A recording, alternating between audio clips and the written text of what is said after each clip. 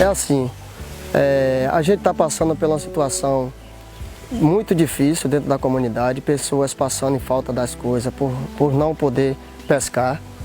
Eu estou sentindo muito a dificuldade que a gente já está tendo. Eu vivo só da pesca, não tenho outro meio de sobrevivência. O único meio meu e das minhas filhas é a pesca. E hoje eu venho sentindo de verdade a grande dificuldade que a gente está tendo. Daqui a uns 15 dias a gente não sabe mais o que é que vamos fazer para poder botar o pão na mesa das minhas filhas, eu não sei. Hoje eu estou solteira, tenho 4 filhas e assim eu estou com marisco, mas não posso vender.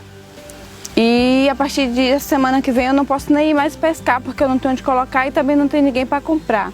Estou nesse momento aqui com a maioria dos pescadores e pescadoras que vive em sua maioria, 95% vive da pesca. E a gente se encontra numa situação complicada, né? Eu diria até bem crítica, por falta de alimentação, que eu acho que é o básico, que não deveria faltar para ninguém. Principalmente quando se trata da classe pescadora, né?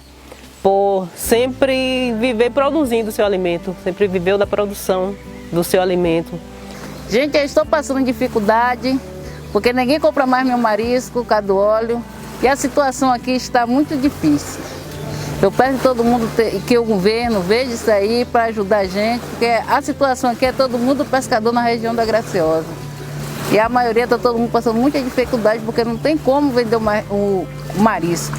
A gente vem passando situação que a gente nunca esperava. É difícil até da gente falar a respeito disso, porque nunca imaginava que ia chegar ao ponto que chegamos, né? Então, devido a esse óleo, nossa comunidade está passando por situação muito difícil, situação até de falta de alimentação, né? A gente, produtor de alimento, é triste a gente saber que está faltando alimento em nossa mesa. Eu gosto de comer caranguejo, não posso comer mais. Meu pai pegava peixe para eu comer e não pode pegar mais para eu comer. Muitos peixes estão morrendo, os caranguejos, ninguém está culpando o marisco mais porque do óleo. Então a gente está aqui também para dizer que é preciso aquele que sente na pele, aquele que está sentindo na sua mesa, na sua geladeira agora, chegar em casa não ter o alimento. Então a hora é da gente se unir, da gente mostrar que somos fortes, da gente cobrar os nossos direitos e também somos defensores do meio ambiente, né?